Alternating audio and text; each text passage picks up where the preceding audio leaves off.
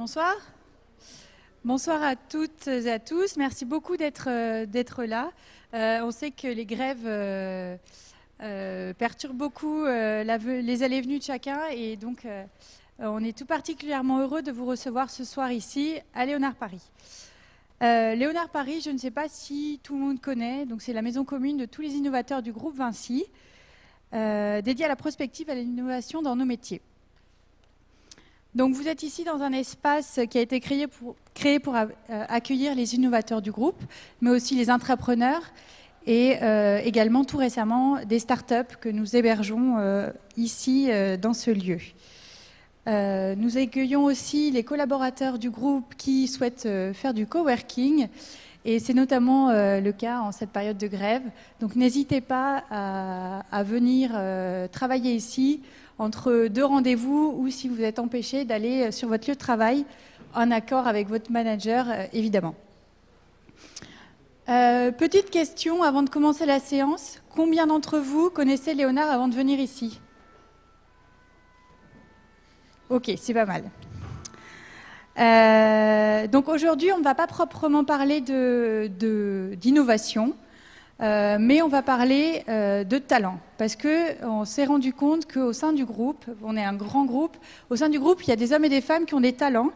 Et donc, l'année dernière, on a mis en place une série d'événements qui s'appelle Vinci a du talent, en accord avec notre directeur de la communication,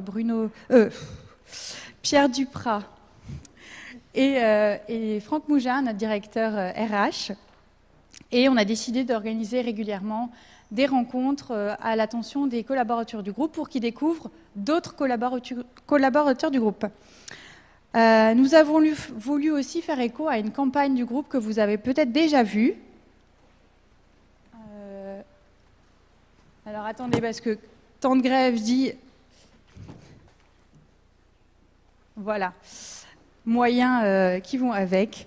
Donc c'était une campagne... trop ambitieux, trop créatif. Tu as les autres baselines? Trop ambitieux, non, je ne sais plus. Donc voilà, on voulait faire écho à cette campagne pour l'incarner et donner la parole à tout un chacun au sein du groupe. L'année dernière, on avait accueilli Bruno Dupetit, qui était à l'époque directeur international de Vinci, qui nous a raconté son ascension de l'Everest. Et puis, on a aussi accueilli Lydia Ossini-Saouri, qui était responsable d'affaires sociales et responsable RH chez Vinci Construction France, et surtout ambassadrice de la Fondation Vinci pour la Cité. Ce soir, nous sommes particulièrement heureux d'accueillir des sportifs de haut niveau, et je vais laisser Arnaud Habert nous parler un peu plus de la démarche qui est actuellement en cours. Yes. Donc, bonjour à toutes et à tous. Donc, moi, je m'appelle Arnaud Habert. Je gère chez Vinci une filiale qui s'appelle Vinci Insertion Emploi. Donc, on traite des questions d'insertion, d'emploi, d'innovation sociale. Ce n'est pas du tout le sujet aujourd'hui. Le sujet aujourd'hui, c'est le sport et l'entreprise. En fait, c'est parti d'un vécu personnel. Où en fait, le sport, c'est mon deuxième métier, je le dis souvent comme ça. Et quand on a une activité professionnelle et qu'en plus on doit la allier avec sa passion qui est le sport, c'est pas toujours très facile et très simple. D'une part en termes d'organisation, et puis d'autre part aussi en termes de trouver des sponsors, de s'essayer à trouver un équilibre entre cette vie professionnelle et cette vie sportive.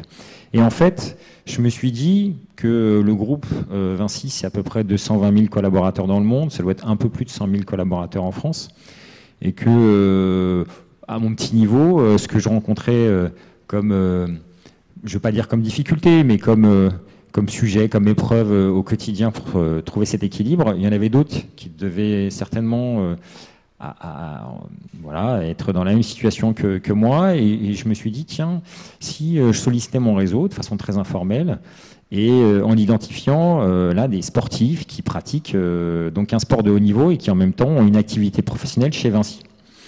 Et puis en sollicitant le réseau, j'ai découvert que en fait il y avait une pluralité d'individus qui pratiquaient des activités sportives à haut niveau, sur des sports connus ou inconnus, en tout cas pour ma part. Et je me suis dit, en réalité, il y a une diversité de personnalités chez Vinci qui pratiquent ces activités, qui sont un peu seuls dans leur coin, au regard de notre organisation non centralisée chez Vinci, et qui, derrière, on pourrait certainement plus les mettre en valeur. Ça a aussi fait écho à cette campagne de communication où, vous voyez, pour ceux qui connaissent Vinci, et puis elle est aussi diffusée en extérieur, on voit des gens en train de pratiquer une activité sportive, mais ce ne sont pas des collaborateurs du groupe, alors qu'on a dans notre groupe, ça c'est un avis personnel, hein, mais des gens qui pratiquent des sports, et pour certains des sports à haut niveau, et qui auraient très bien pu être sur cette photo, et puis voilà, ça aurait eu, à mon avis, une autre portée, un autre symbole. Et puis aussi ce que le sport peut apporter au niveau de l'entreprise. Et donc on s'est dit avec Mathieu Lorondeau qui n'est pas là et puis Laure, tiens, si on réunissait un petit groupe de travail pour les faire réfléchir sur le sport et l'entreprise, qu'est-ce qu'eux peuvent apporter à l'entreprise et qu'est-ce que l'entreprise pourrait leur apporter. Donc on a eu une petite initiative cet après-midi où on a fait réfléchir une quinzaine de personnes, donc tous des sportifs de haut niveau, autour de cette question-là. Et puis maintenant, là, l'idée était aussi de pouvoir avoir un événement un peu plus différent, festif, avec vous et avec deux personnes qu'on a identifiées dans ce groupe de 15 qui vont se présenter après, qui sont Pauline et Kevin. On a également voulu avoir une personne externe du groupe, un sportif de haut niveau qui vienne nous apporter une ouverture et puis aussi qui agisse en tant que grand témoin. Donc ce soir avec nous, nous avons Stéphane Diagana. Et pendant que nos 3 intervenants prennent place, je vous propose quelques images pour revenir sur son histoire. Parcours sportif. Voilà.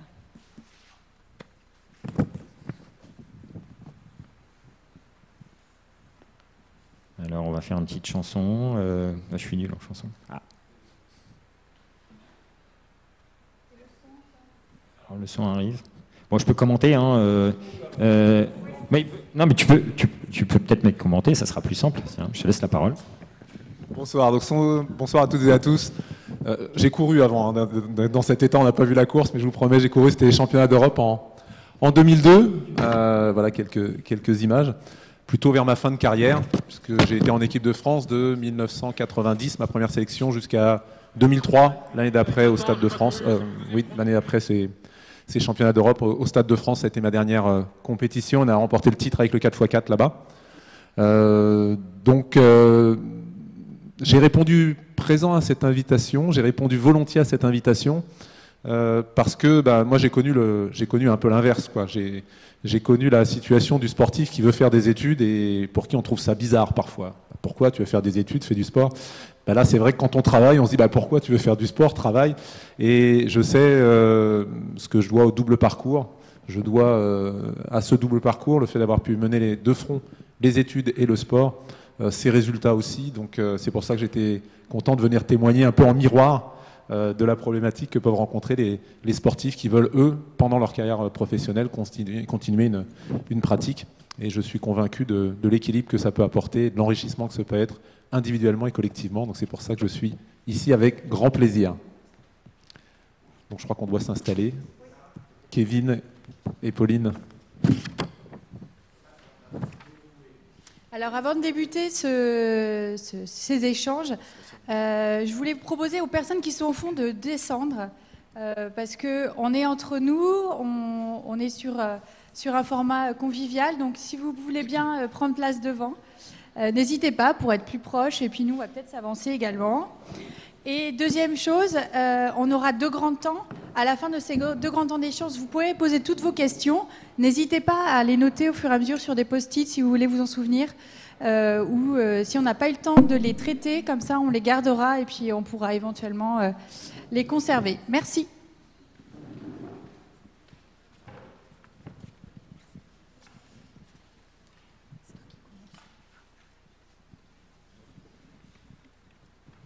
Ouais, donc on est au four au moulin. Attends, je vais te reprendre ta petite feuille.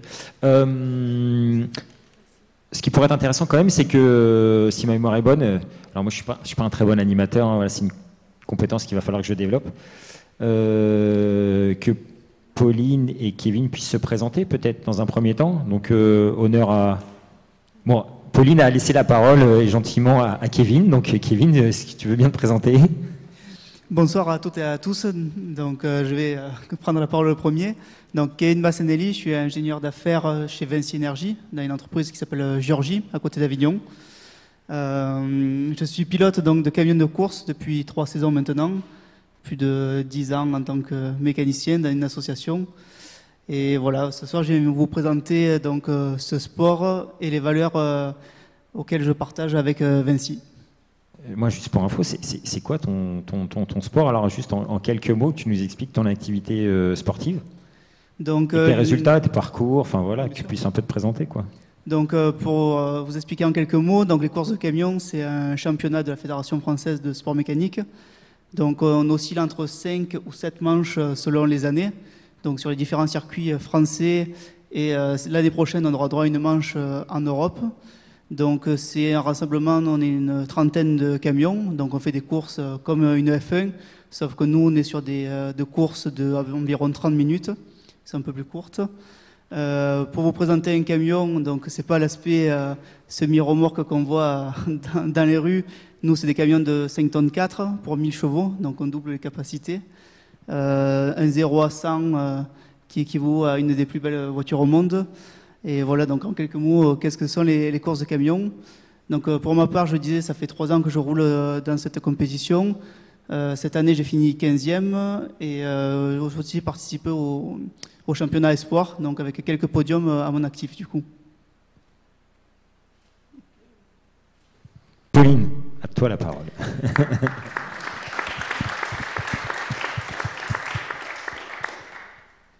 Eh bien, bonjour à tous. Moi, c'est Pauline Lester. Je suis ingénieure structure chez Campénon Bernard Nucléaire. Et je suis aussi donc, triathlète et je participe au circuit D1 de triathlon.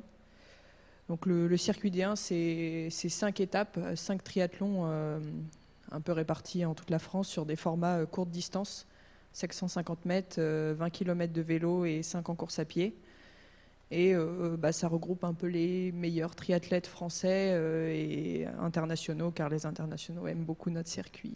Voilà.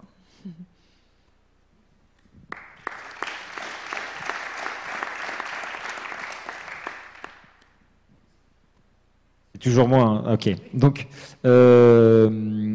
l'idée, c'est de poser quelques questions à Pauline et à Kevin.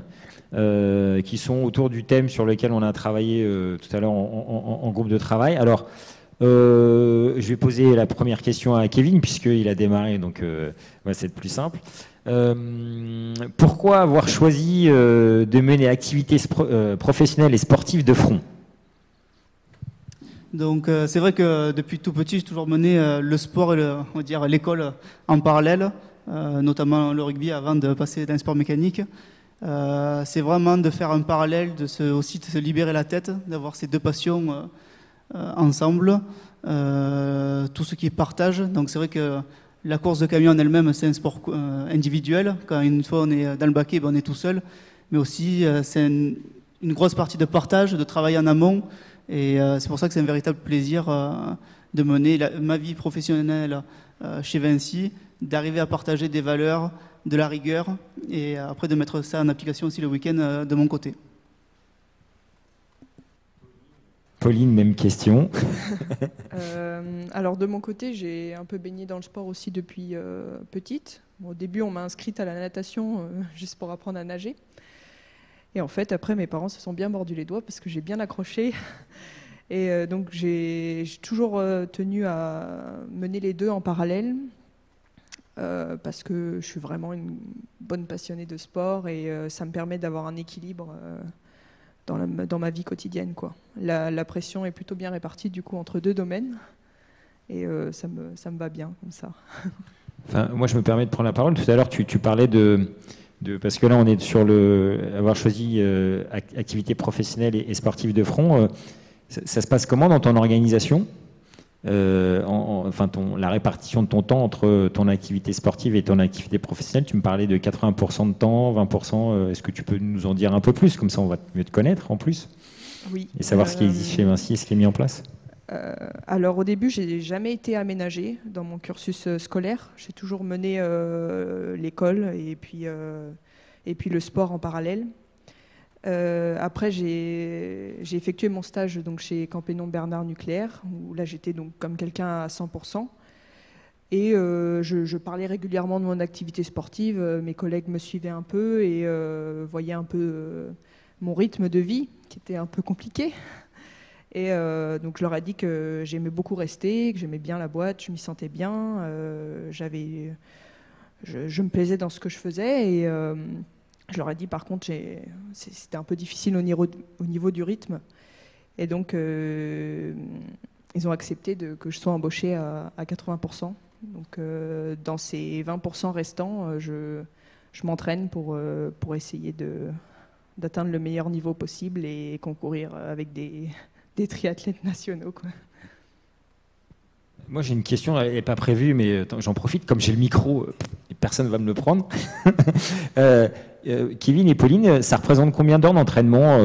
Alors peut-être en phase de préparation de compétition, mais ça représente quoi? Parce qu'on parle de sport et entreprise, peut-être que derrière, vous pourriez nous éclairer sur le nombre d'heures d'entraînement que vous réalisez, alors par semaine ou par mois, enfin je ne sais pas, dites-nous, ça représente quoi? Ça nous éclaire par rapport à vos pratiques professionnelles et pratiques sportives, pardon. Bon, du coup, je réponds. Globalement, je suis à peu près à 12-15 heures par semaine. Et dans les grosses semaines, je peux être amené à faire 20 heures, quoi. Après, il faut rivaliser avec des gens qui font parfois 35-40 heures. Alors, 20, c'est déjà pas beaucoup, mais on essaie de faire avec, quoi. On optimise au maximum. C'est ce qui est intéressant d'ailleurs. C'est ce que tu me dis, c'est que tu as trouvé une forme d'organisation où tu es obligé d'optimiser ton temps de pratique sportive pour être dans les meilleurs et en même temps assurer une continuité professionnelle avec des exigences qui sont liées à ton poste d'ingénieur, c'est ça, hein, chez Campénon Bernard. Je suis ingénieur calcul. Et effectivement, mais c'est ce qui me plaît aussi dans cette pratique du haut niveau et d'allier aussi les deux, parce que ça m'oblige à optimiser mon temps et être performante à la fois, et c'est ce que j'adore, quoi. Par exemple, sur le temps de midi, j'en profite pour nager, et le soir, je fais une autre séance, quoi. Et Kevin? Donc, du coup, pour ma part, donc, comme tout sport mécanique, il y a une grosse phase hivernale. Donc, souvent, nous, de octobre à mai, on va dire c'est plutôt tranquille. Donc, on travaille sur le véhicule, mais c'est plutôt du 10-15 heures par semaine, notamment le soir après le travail ou le samedi. Après, sur la partie mai-octobre, c'est là que les choses se corsent parce qu'il y a les échéances, il y a des week-ends de course tous les 15 jours et on n'a pas le choix que de réparer. Donc, à contrario avec Pauline, c'est pas un gros entraînement, on va dire physique, mais c'est plus sur de la mécanique et on a des exigences. Et si on veut avoir le rythme et tenir la prochaine course, il faut bosser le soir. C'est toujours à moi. C'est la deuxième question, c'est ça, hein. Alors, la question qu'on a choisi de vous poser, qui est super dure, en fait, c'est quel équilibre avez-vous réussi à trouver entre cette activité sportive et votre activité professionnelle? Kevin? Oui, donc l'équilibre, on est toujours en train de le chercher, c'est ça le problème. Il faut arriver à concilier vie professionnelle, vie privée également, parce que quand on aime bien aussi rentrer chez soi, profiter de sa femme, de ses enfants, etc. Donc c'est arriver aussi à trouver cet équilibre-là. Et voilà, on a aussi parfois la chance d'avoir des managers aussi qui savent nous écouter, qui savent aussi aménager notre temps de travail. Bon, pour ma part, je suis à 100%. Je ne prends pas de temps de 20% pour travailler sur le camion, mais c'est vrai qu'arriver à trouver cet équilibre-là, arriver à prendre des congés, c'est toujours compliqué et on s'efforce chaque année à faire mieux. Voilà pour ma part. Ça veut dire que tu as une écoute de ton encadrement ou tu te débrouilles et tu fais comme tu peux avec les moyens que tu as. Enfin, Du coup, ça fait un peu comme dans le travail, c'est comme une affaire. Moi, je sais que le calendrier, je l'ai en décembre de l'année d'avant. Donc, c'est toute une planification, c'est d'arriver déjà à caler tous les congés. Mon manager sait très bien que cette semaine, je vais lui donner mon calendrier des congés pour les prochaines. Ils sont déjà quasi tous écoulés. Et après, voilà, c'est arriver à gérer, à anticiper au travail. J'ai la chance d'avoir un technicien de chantier, donc c'est lui après qui gère pendant mes absences. Et voilà, c'est arrivé à anticiper, caler les rendez-vous aussi en fonction. Selon les déplacements, voilà, on loupe vite 4-5 jours de travail, donc faut remettre les bouchées doubles quand on rentre. Alors de mon côté, j'en ai déjà un peu parlé avec mon 80%, mais c'est vrai que même à 80%, c'est difficile quoi, de rivaliser avec des gens qui font peut-être que ça. C'est leur métier, hein, être triathlète, c'est leur métier. Et il faut quand même rivaliser, il faut être performant. Après, c'est quand même plus vivable qu'avant. Quand j'étais en stage, c'était vraiment très compliqué. Mais bon, c'est toujours très compliqué, car des deux côtés, en fait, chacun tire sa corde, quoi. Il faut travailler plus pour être plus efficace, pour apprendre plus de choses. Et puis à l'entraînement, il faut être hyper rigoureux. Si on peut rajouter une séance, c'est plutôt pas mal. Chacun tire ses cordes des deux côtés, donc ça, c'est un autre stress à gérer aussi, quoi.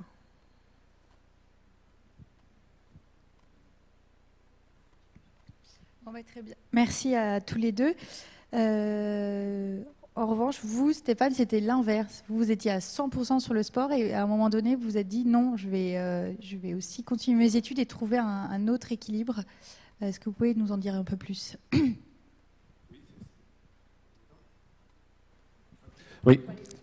Oui, c'est effectivement c'est la problématique inverse. Moi, j'ai eu un parcours jusqu'en terminale. J'ai fait une terminale. À l'époque, on appelait ça C. Je suis désolé, c'est vieux. Je suis vieux, mais ça change encore là. J'ai un enfant qui est en première, un autre en terminale, donc je sais que ça change. Mais bon, bref, une terminale non aménagée jusqu'à un niveau qui m'amenait au podium en championnat de France junior et juste limite pour partir en sélection championnat d'Europe ou championnat du monde. À chaque fois, il me manquait quelques centièmes, ou alors je faisais la performance un petit peu trop tard, donc j'avais pas d'aménagement sport-études. Et après, je suis entré à l'Institut national des sports, donc dans le bois de Vincennes, pas loin d'ici. Et là, j'ai eu des aménagements, mais parce que pour moi, il était hors de question, dans un sport comme l'athlétisme, d'arrêter juste après le bac. Donc je suis entré en formation avec un dédoublement des années, un DUT de biologie appliquée dans les industries agroalimentaires, qui était à Créteil, donc pas trop loin de l'INSEP, mais là, on est toujours tout de suite dans la gestion des transports, optimisation, le triangle magique, c'est là où vous dormez, là où vous entraînez, et puis là où vous vous formez, et il faut que ce soit le plus réduit possible. Donc là, ça fonctionnait, puisque très vite, on en vient à optimiser le temps à un point où je savais combien de temps mettait chaque station de métro quand elle fonctionnait. Je ne parle pas en ce moment, mais je parle quand ça fonctionne normalement sur la ligne qui m'amenait. Je savais qu'elle mettait 1 minute 20, 1 minute 25. On était dans ce timing-là. Mais on s'y fait. Je crois que ce que ça apprend, c'est l'organisation, très tôt, le sens des priorités, et puis la capacité aussi à gérer des accélérations dans un domaine et dans l'autre. Parce que c'est jamais 50-50. C'est tout à coup, il faut mettre le paquet sur le plan études. Donc moi, j'avais des journées, quand vous avez beau avoir des aménagements, mais quand vous faites des travaux pratiques en biologie, vous démarrez une réaction chimique dans un labo, vous ne pouvez pas partir, quoi. C'est sur la journée, il y a différentes interventions à avoir. Et donc j'avais des journées qui faisaient 10 heures le jeudi, 10 heures le vendredi, donc j'avais 20 heures en 2 jours. Donc là, l'entraînement, forcément, il était très réduit. Mais comme c'était des TP en demi-groupe, la semaine d'après, j'avais rien. Avec mon entraîneur, on s'adaptait. Donc c'est important que l'entraîneur soit partenaire du projet, j'en reparlerai, mais c'est quelque chose qui est très important, parce que ça lui demande aussi à lui, et avec tout son groupe, puisqu'il entraîne une quinzaine d'athlètes qui ont des programmes d'entraînement différents, d'avoir cette flexibilité. Mais il le fait d'autant plus s'il est convaincu que c'est important. Et moi, j'ai eu la chance d'avoir un entraîneur qui était convaincu que c'était important. Et puis après, j'ai dû arrêter parce que j'étais en école d'ingénieur, l'ancêtre des Polytech IST dans les industries céréalières à Paris 6. Et là, j'avais pas d'aménagement. Et donc, sans aménagement, j'étais en finale olympique cette année-là, l'année d'avant. Et donc, je savais que j'allais dans le mur si je voulais continuer. Et comme j'avais validé mon DUT, je me suis dit, tu as ton DUT, tu as des partenaires qui te suivent, parce qu'à ce niveau-là, on a quand même en athlétisme des sponsors qui nous permettent de vivre de notre pratique. Et je me suis dit, bah là maintenant lance-toi, et puis tu verras bien, si ça se passe pas bien, tu reprends en école d'ingénieur, tu mets le sport de côté.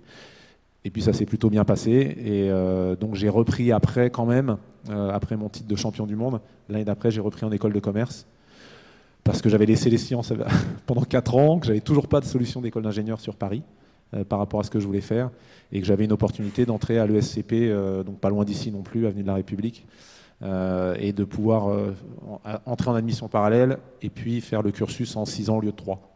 Et donc j'ai dédoublé là encore toutes mes années, donc j'étais vraiment le doyen des étudiants à la fin, parce qu'à force de dédoubler, on est avec des gamins de 21 ans quand on a 35. Mais voilà, c'est une expérience très sympa, et je sais ce que je dois à ce double parcours. Et aujourd'hui, je me bats, j'ai des échanges avec différents acteurs du sport, dans les fédérations, le ministère, pour qu'on maintienne ce système, parce qu'il y a une pression énorme aujourd'hui, avec Paris 2024 notamment, sur les sportifs, pour qu'ils soient à 100% là-dedans. Et il y en aura un qui sera champion olympique du 100 mètres, si je prends cet exemple-là. Il n'y en aura pas 25, il ne sera peut-être pas français. Et puis il y aura tous les autres, et la plupart auront aussi un avenir derrière à gérer. Donc je crois qu'il faut avoir une vision responsable de l'engagement dans la pratique du haut niveau. Et aujourd'hui, donc voilà, j'insiste vraiment là-dessus, surtout que c'est possible. Je prends un exemple, notre meilleur cycliste français ces dernières années, il s'appelle Romain Bardet. Il a été 2e et 3e du Tour de France en étant en licence et en maîtrise de gestion des entreprises, avec des aménagements certes, mais et en faisant 30 heures de vélo par semaine, 11 mois sur 12 ou 10 mois sur 12, 11 mois sur 12. Donc pour vous dire qu'il y a moyen de le faire quand il y a une volonté qui est partagée, et ça ne nuit pas à la performance, au contraire. Je crois que lui, il le disait, il dit c'est bon de savoir qu'on n'est pas bon qu'à pédaler. C'est bon pour l'après, mais c'est bon pendant aussi de se développer différemment, même si on est passionné par notre sport. Il y a un moment, ça demande de tel niveau d'engagement que cette ouverture, elle me semble indispensable. Et Laure Manodou l'a dit aussi, elle a dit si j'avais pas arrêté mes études à 14 ans, peut-être que j'aurais eu une carrière plus longue.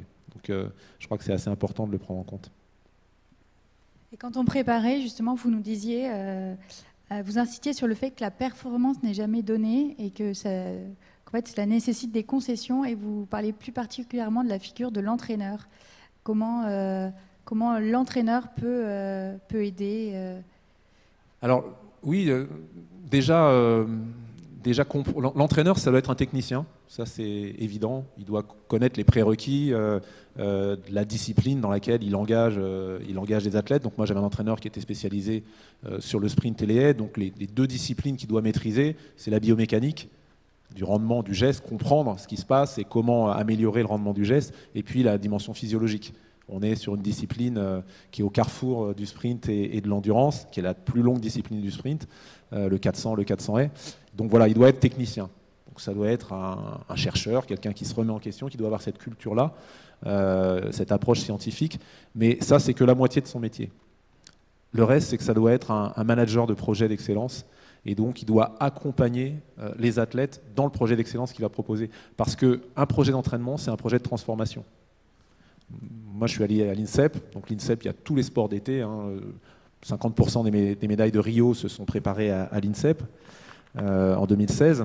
Donc, il y a des judokas, il y a des escrimeurs. Et il se trouve qu'il y a des haltérophiles. Et l'haltérophilie est très importante dans la préparation d'un sprinter, 100 mètres, 200, mais même sur le 400 haies. Et moi, j'avais un déficit de vitesse, et il m'a expliqué que ce n'était pas irrémédiable, mais qu'il y avait des choses à mettre en place. Et ces choses-là m'ont amené à faire de l'haltérophilie à 40% de mon temps. Alors que j'étais venu pour faire de l'athlétisme. Il allait chercher des coachs experts pour venir justement nous apporter cette expertise qui était indispensable. Et moi, au début, je n'étais pas du tout convaincu. Et j'aimais pas ça, surtout. Moi, j'aimais être dehors et courir, et là, tout à coup, j'avais des barres avec lesquels je ne pouvais pas courir du tout, qu'il fallait que je monte, que je descende. Mais il m'a expliqué pourquoi, ce que l'on en attendait, à quelle échéance on pouvait en espérer un retour. Et quand j'ai vu que ça marchait, comme par hasard, j'aimais l'haltérophilie. Parce que j'ai progressé en vitesse, et ça a servi dans mon projet. Donc ce que je veux dire par là, c'est qu'un entraîneur, il doit soit être un très bon commercial de son projet. Il ne doit pas l'imposer, mais il doit créer l'adhésion pour que l'athlète se l'approprie et s'investisse. Parce que imposer, c'est un raccourci, c'est pratique de dire c'est comme ça, c'est pas autrement. Il aurait pu le faire d'ailleurs. Moi, j'avais J'avais un entraîneur, il revenait des Jeux Olympiques de Séoul avec, sur ma discipline, un vice-champion olympique. Donc il a toute l'autorité. Moi j'ai une vingtaine d'années, lui il a une quarantaine d'années, il a toute l'autorité pour me dire bon bah tu fais ça, ça, ça et ça. Mais il a toujours compris que ce serait plus fort, que le chemin était long, compliqué, que j'allais me blesser, que j'allais avoir des moments de doute et qu'il fallait que je m'approprie le projet, que le projet soit autant le sien que le mien. Et ça c'est essentiel. C'est vraiment le deuxième métier de l'entraîneur, au-delà de cette pertinence technique, cette expertise technique, c'est cette capacité à emmener l'athlète de manière claire dans un projet de long terme qui va être compliqué et de faire en sorte que cet athlète soit capable de donner du temps au temps pour que ça marche aussi. Pour pas qu'à la première déconvenue, il s'en aille en se disant bah non, ça marche pas. Et moi, c'est ce qui m'a permis, en ayant un bon niveau, et pas un niveau excellent, je suis entré à l'INSEP, pas par la petite porte, mais bon, j'en connais qui sont rentrés en étant champion du monde junior, donc forcément les conditions sont différentes. Mais c'est ce travail-là qui m'a permis d'avoir confiance, d'abord dans mon entraîneur, ensuite dans la méthode et puis en moi, pour pouvoir arriver au niveau. Et sans ces qualités-là d'entraîneur, si j'avais eu juste un bon technicien, peut-être que je n'aurais pas pu avoir le parcours que j'ai eu. Donc l'entraîneur, c'est vraiment ce que l'on ne voit pas, mais c'est vraiment essentiel. Et s'il ne fait pas ça, il ne fait que la moitié de son métier.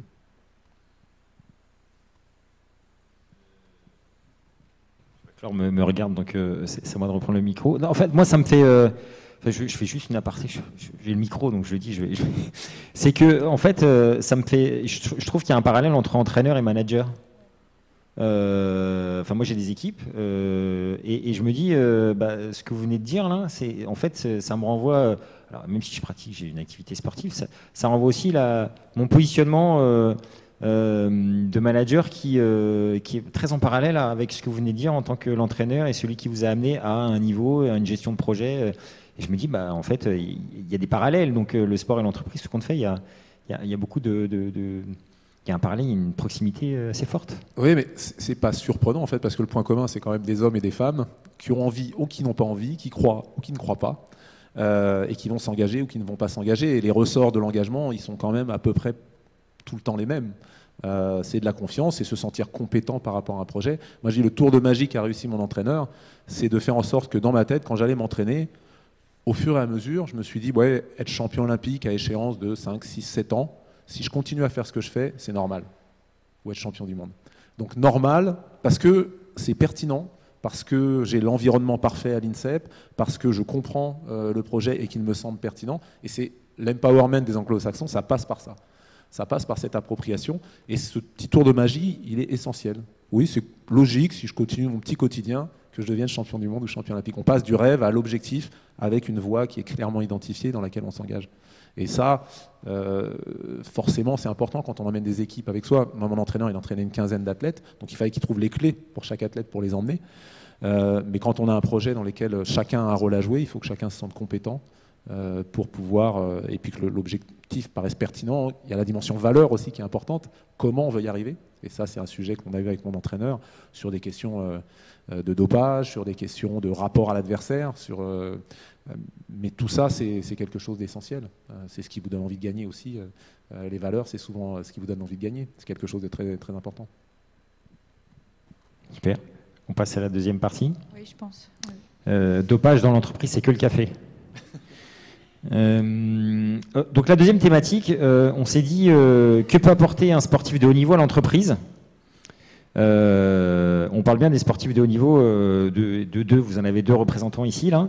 Donc la question c'est Kevin, c'est toi qui vas démarrer, puisque Pauline te fait gentiment la proposition de pouvoir démarrer. La pratique du sport a-t-elle un impact sur tes performances professionnelles?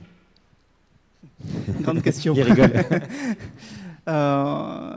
Oui, comme on disait tout à l'heure, déjà il y a l'équilibre à trouver entre les deux. Donc déjà il y en a un qui influe sur l'autre. Comme je le disais, c'est surtout de la rigueur, arriver à gérer son temps.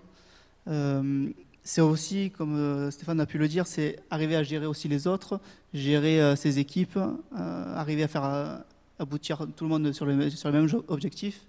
Donc c'est tout ça aussi qui rentre en ligne de compte, que ce soit un sport, je pense, individuel ou collectif. Pareil, il y a des valeurs, il y a des engagements, il y a des ambitions qu'on peut partager. Et oui, c'est très important, je pense, le sport en entreprise. Même, je pense que dans beaucoup d'entreprises du groupe, il y a toujours des équipes ou de futsal, etc. Donc ça donne vraiment lieu à ce que les gens partagent du temps ensemble, partagent ce temps-là sur un terrain. Et c'est aussi un défouloir. Donc c'est sûr que d'avoir ces valeurs-là entre le sport et le travail, c'est très important. Pauline. Alors, ça m'a aidé dans l'optimisation du temps. Et je pense la recherche continuelle vers la performance, parce que c'est ce que je fais en sport et j'ai pour défaut et peut-être de qualité de rechercher systématiquement la performance dans ce que je fais. Donc j'essaye d'aller avec les moyens du bord et le temps que j'ai, d'arriver au mieux. Voilà. Alors, en fait, ce que disait Kevin et ce qu'a abordé Pauline sur la performance, et Kevin était plutôt sur les compétences, les capacités. Alors, on en a listé quelques-unes: créativité, engagement, empathie, gestion du stress, motivation, sens du collectif, résilience, capacité de remise en question. Aujourd'hui, on parle beaucoup de soft skills.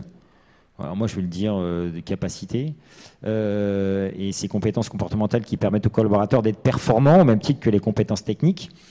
Donc pour vous, pour toi, Kevin, quelles sont les compétences que la pratique sportive t'apporte et que tu peux déployer dans ta vie professionnelle? Oui, j'allais dire compétences, et je vais aussi rebondir par rapport à ce que je disais aussi sur le bien-être aussi, parce qu'on a parlé aussi longuement cet après-midi avant que je revienne là-dessus. Je pense que des employés aussi qui ont l'esprit on va dire un peu libre et tranquille via le sport, ils sont aussi plus performants et compétents aussi toujours dans leur boulot. On ne peut pas tenir une journée de 8-10 heures à fond tout le temps, et c'est vrai qu'en prenant le temps ou d'aller nager ou d'aller courir aussi entre midi et 2, le soir de couper aussi un peu du travail, ça nous permet aussi d'être plus performants le lendemain. Tu en veux la question? Par rapport à tout ce qui est soft skills, etc. La question, c'était quelles sont les compétences que la pratique sportive vous apporte? Est-ce que vous pouvez déployer dans ta vie professionnelle? Ouais, comme ça, compétences, comme Pauline aussi a pu le dire, c'est de toujours tirer le meilleur, d'aller de l'avant. Ça, je pense que c'est tout sportif, il a que ça en tête, c'est d'être au meilleur niveau. Donc de l'optimisme également. C'est ce que tu appliques au quotidien dans ton activité professionnelle, si je comprends bien. C'est le parallèle. C'est ce que j'applique au quotidien, ce qu'on essaie aussi d'inculquer à nos équipes. Et moi je suis, on va dire, sur le terrain, sur la partie Vinci Énergie. Donc c'est aussi de motiver et d'amener tout un groupe aussi vers l'avant. Pauline. La question n'est pas simple, j'avoue. Mais je suis sûr que tu as une belle réponse à nous apporter. Je ne sais pas, mais en tout cas, moi, le triathlon, ça m'a vraiment appris à optimiser mon temps. Mais vraiment, dans ma vie quotidienne comme dans ma vie professionnelle. Et puis, la recherche à la performance, mais ça, c'est depuis que je pratique le sport et que je fais de la compétition, quoi.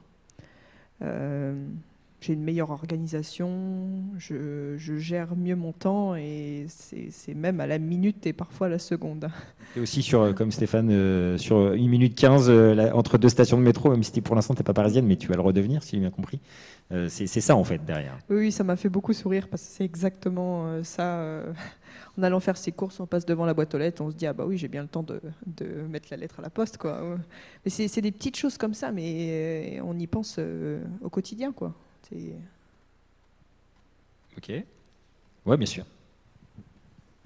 Oui, moi, il y a quelque chose que je retiendrai du parcours, c'est le rapport à la difficulté. Ça change complètement la perspective. C'est-à-dire que quand j'ai arrêté ma carrière, je me rappelle, j'ai organisé une conférence de presse à la Fédération française d'athlétisme, et on m'avait posé la question, qu'est-ce qui va vous manquer? Je lui ai dit, mais j'ai peur de ne pas trouver des relais de développement personnel aussi puissants que le sport a pu l'être pour moi pendant toutes ces années. Et parce que finalement, on se rend compte que se lancer des défis, se lancer des challenges, c'est une manière de se découvrir bien au-delà de ce que l'on peut imaginer. Et donc, je pense que on voit plus la difficulté comme une opportunité. Et Et il y a une phrase de Churchill que j'aime beaucoup, qui finalement, que j'ai découverte assez tard, qui dit le pessimiste voit dans chaque opportunité une difficulté, l'optimiste voit dans chaque difficulté une opportunité. Et la difficulté, j'ai été blessé, mais je ne sais pas combien de fois j'ai été blessé. Ça a été très très difficile parce que ça est arrivé l'année des Jeux d'Atlanta en 96. Vraiment, l'année avant, j'étais numéro 1 mondial, donc ça a été une grosse frustration. Mais l'année d'après, je suis champion du monde et c'est pas un hasard. Et finalement, j'ai compris un moment que la blessure et la difficulté, ça faisait partie. Si un titre de champion du monde, ça a de la valeur, c'est parce que c'est difficile. Donc, il n'y a pas de raison que ce soit facile. Et on regarde, tout le monde se blesse, tout le monde a des déconvenus, tout le monde se plante à un moment. Voilà, l'échec, il fait partie du parcours. Si j'avais dû vous montrer toutes les courses que je n'ai pas gagnées, alors, pas gagné, c'est une chose, mais où j'ai pas été bon, le film aurait été long. On n'a pas osé. Voilà, le film aurait été long. Donc, on accepte ça, et en même temps, on se dit, dans cette difficulté, finalement, on se découvre soi, bien au-delà de ce que l'on imaginait. Et moi, j'aime bien cette phrase de Churchill, parce qu'elle traduit tout à fait la façon dont j'ai vu la blessure. Je me suis dit, de toute façon, on y sera tous confrontés. C'est peut-être un moyen de faire la différence avec mes adversaires, parce qu'ils y seront confrontés aussi à ce problème-là, à un moment ou à un autre, mais ils sont peut-être moins bons dans la gestion de ce problème-là. Alors, c'est pas le sport que je préfère, la gestion de la blessure. Moi, ce que je préfère, c'est courir, passer des haies, mais ça fait partie du parcours, et je serai peut-être meilleur à ce sport-là que d'autres qui sont très doués sur le 400 mètres mais qui ont du mal à gérer ces moments difficiles, qui vont jeter l'éponge. Et il va falloir que je m'entoure, que je trouve des solutions, que je trouve les bonnes compétences. Donc, on a cette vision-là, et effectivement, cette capacité à se projeter très vite. Ok, c'est comme ça aujourd'hui. Demain, si je veux que ce soit différent, je ne vais pas regarder dans le rétro. J'ai fait le point, j'ai regardé ce qu'il y avait à regarder, et maintenant je mets un plan d'action très vite. Je crois qu'il y a cette capacité à rebondir et à mettre des plans d'action assez vite quand on a un grain de sable ou quelque chose qui ne se passe pas tout à fait comme on a voulu. Avant de vous reposer une petite question sur en fait, ce que vous a appris le sport et qui vous sert aujourd'hui, je voulais aussi revenir sur ce qu'on s'est dit sur les valeurs que les sportifs peuvent apporter à l'entreprise et sur un petit focus sur ce qui se passe chez Vinci. Parce que chez Vinci, il y a une réflexion autour de ça, et notamment avec une proposition d'accompagnement des sportifs dans leur reconversion professionnelle. Et je voulais juste donner la parole 5 secondes ou 5 minutes à Samir Benjeloun qui va nous présenter son projet.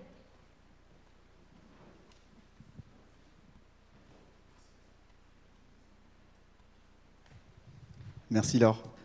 Bonsoir à toutes et à tous. D'abord, je vous présente tous mes vœux pour cette année. On a jusqu'à la fin du mois de janvier pour vous présenter les vœux. Donc, je vous souhaite à toutes et à tous une excellente année 2020, sans blessure, pour les sportifs qui sont là. Et merci de me donner la parole, puisque, comme l'a dit Laure, aujourd'hui, chez Vinci, on a une réflexion. Alors, je vais être assez prudent dans mon propos. On a une réflexion autour de la reconversion des sportifs de haut niveau. J'ai créé il y a 18 mois maintenant un cabinet de recrutement intégré au sein du groupe qui s'appelle Trust in Connecting Talents, et je suis avec mon équipe d'ailleurs qui est juste ici, Younes et Pierre, qui m'accompagnent dans le développement de cette structure.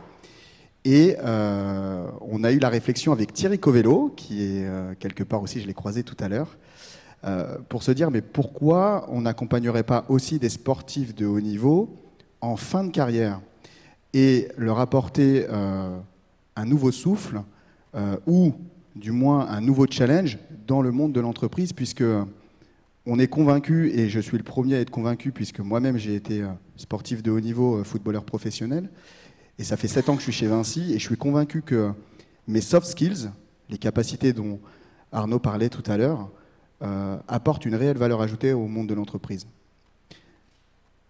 Quand j'ai fait ma reconversion, alors j'avais un bagage académique, j'avais une maîtrise de l'Université de Paris-Dauphine, assez généraliste. Et puis finalement, Vinci m'a ouvert les portes, m'a donné ma chance, et j'ai su développer mes compétences techniques sur une fonction RH, parce qu'il y a eu un vrai accompagnement. J'ai eu l'opportunité de faire une formation à Dauphine aussi pour un MBA en management des ressources humaines. Donc, quelque part, Vinci m'a donné cette chance de finaliser mon parcours académique et en même temps me développer d'un point de vue personnel. Ça fait 7 ans, comme je vous l'ai dit, que j'y suis, et du coup, aujourd'hui, ça me tient à cœur aussi de pouvoir rendre à Vinci ce que m'a donné Vinci à un moment donné, et de proposer à des sportifs, quels qu'ils soient, d'intégrer notre groupe parce qu'on a une multitude de métiers incalculables. Je pense que même si on pose la question à Thierry ou aux anciens qui sont là de Vinci, je ne suis même pas sûr qu'on soit capable d'énumérer le nombre de métiers qui existent en interne. Des ingénieurs calculateurs, des responsables prévention, responsables d'affaires, etc.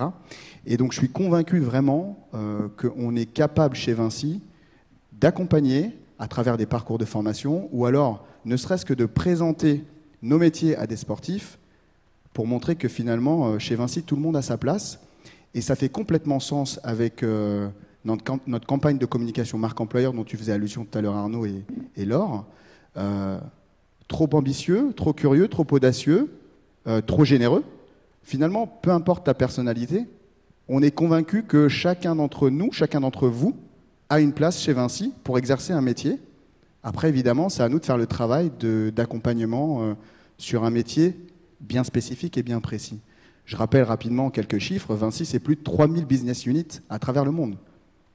Donc je pense que tout le monde a une place et un rôle à jouer dans ce cadre-là.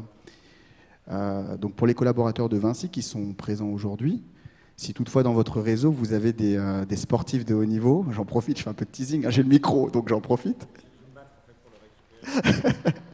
J'ai entre 5 secondes et 5 minutes.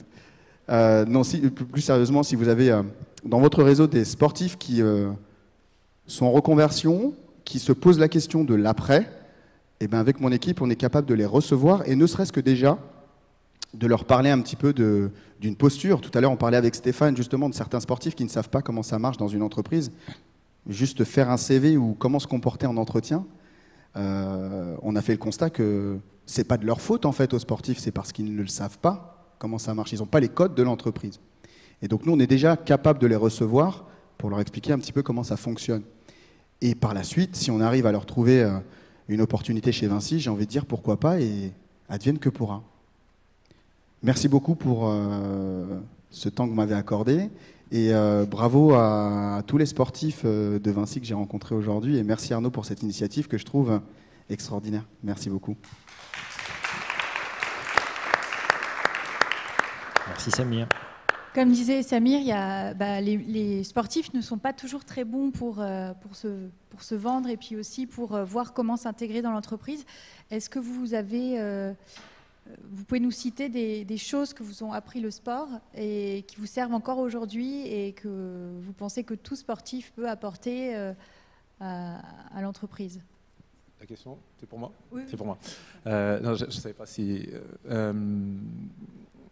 oui, j'ai évoqué ce rapport au challenge, ce goût du challenge. Alors, un sportif ne fera pas systématiquement un bon salarié. Les soft skills, ça ne fait pas tout non plus. Il faut de la compétence, il faut de l'envie de se former. Il faut un environnement aussi qui soit propice, un environnement relationnel. Il y a dans l'engagement sportif, il y a une part d'affect qui est assez fréquente dans la relation entre l'entraîneur et ses joueurs, et entre l'entraîneur et l'athlète, comme ça a pu être le cas avec mon entraîneur. Je me suis entraîné 16 ans avec le même entraîneur à l'INSEP, donc la relation a été très riche, elle a évolué, mais il y a certains entraîneurs peut-être plus forts encore en tant que techniciens, peut-être plus pointus, avec qui ça n'aurait pas marché, c'est certain, parce qu'ils n'auraient pas eu la même vision du travail collaboratif.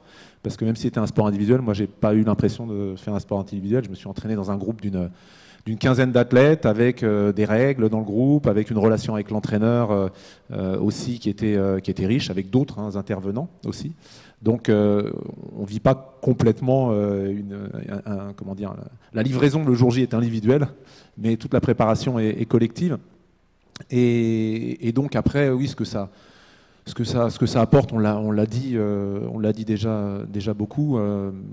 Je crois que le goût du challenge, c'est quelque chose d'essentiel, d'important. L'envie de découvrir aussi, parce que quand vous faites du sport de haut niveau, c'est une vraie aventure. Vous découvrez, vous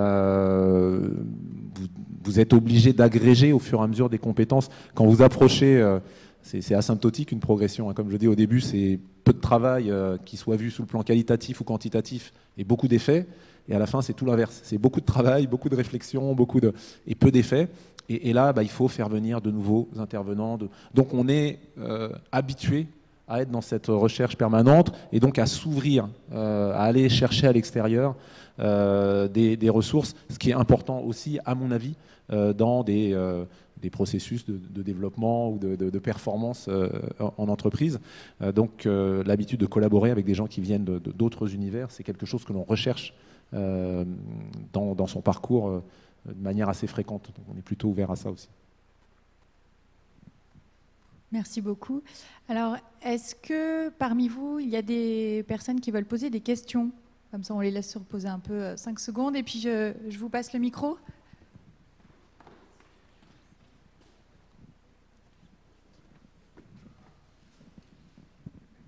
Oui, bonsoir. Non, je voulais juste créer un lien supplémentaire entre Vinci et ses entreprises et le sport de haut niveau, puisque Stéphane parlait beaucoup de l'INSEP.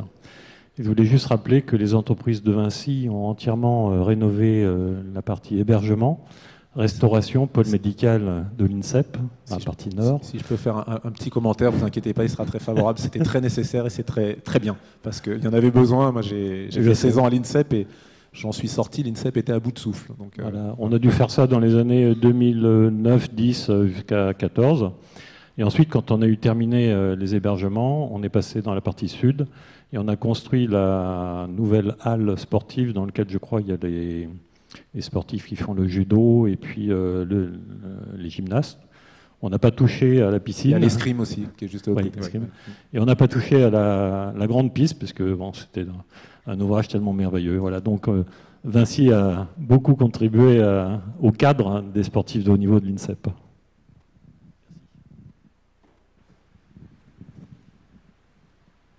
Des réactions?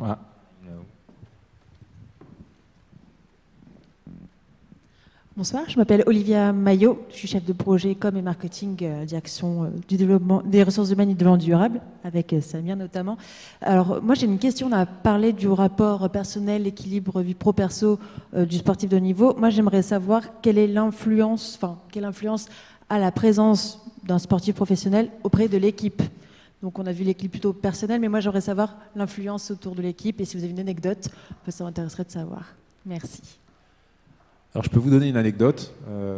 Je suis très ami avec un ancien basketteur qui a été champion d'Europe, premier champion d'Europe, la première équipe d'un sport collectif en France qui a été champion d'Europe, c'est le CSP Limoges en basket. Et je suis très ami avec Richard Dacoury, que j'ai mis au triathlon. Il m'en a voulu beaucoup, au marathon d'abord, au triathlon. Et pour lui, c'était vraiment une épreuve parce que faire 2 tours de terrain, son entraîneur, qui était un entraîneur serbe, quand il avait su qu'il a fait un marathon alors qu'il ne faisait pas 2 tours de terrain, qu'il se cachait pour faire les tours de terrain, il n'y croyait pas. Mais bref, aujourd'hui, il fait même des Ironman, j'en ai jamais fait. Donc, pour son gabarit, c'est assez surprenant. Et je vous parle de lui parce qu'il travaille chez Coca-Cola Entreprise, à Issy-les-Moulineaux.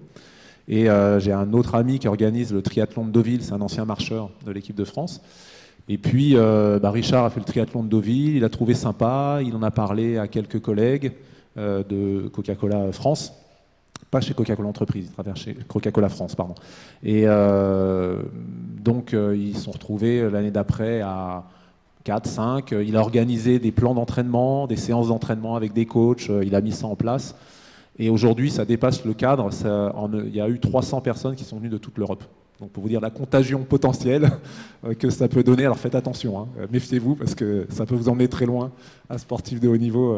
Voilà, c'est un exemple qui me vient en tête, mais il y a cette envie de partager, et puis parce que nous on est convaincus de ce qu'apporte cet équilibre, que ça passe par de la compétition, par du yoga, par de la marche nordique, par ce que vous voulez, mais on est convaincus en tout cas que un corps qui reste assis 8 heures par jour, c'est pas normal. Et on sait aujourd'hui, c'est démontré que c'est pathologique, c'est pathogène. Donc l'entreprise est un haut lieu de sédentarité et donc a une responsabilité aussi vis-à-vis de ces choses-là, si on peut le prendre de ce côté-là, mais a tout intérêt aussi, parce que des collaborateurs en bonne santé, qui ont la pêche, qui se sentent mieux, ce sera bien aussi pour l'entreprise, mais ce sera bien avant tout pour les collaborateurs, ce sera bien pour l'entreprise. Et lui, il m'a dit, ça a créé des liens, ça brise les silos aussi. Dès que vous mettez en mouvement des gens, si vous mettez dans une salle avec un short, quel que soit votre business unit, votre niveau hiérarchique, vous êtes tous ensemble et ça crée une facilité de relation. Donc ça, et il m'a dit, ça a créé des liens aussi au sein de certaines filiales européennes de se retrouver là, d'avoir ce rendez-vous. Ils étaient plus de 300 à prendre le départ du triathlon de Deauville. Donc, ça, c'est un exemple, je pourrais vous en donner d'autres, mais c'est celui qui parle le plus. Bonjour à tous, donc, je suis Sofiane Fejari, talent manager chez Vinci Construction. Et moi, je voulais vous poser une question plus sur, je dirais, la relation managériale. Et j'ai été avant recruteur. Et en fait, quels sont les arguments que vous pourriez donner à des managers qui sont plutôt réfractaires et qui voient que le côté, je dirais, négatif de la chose.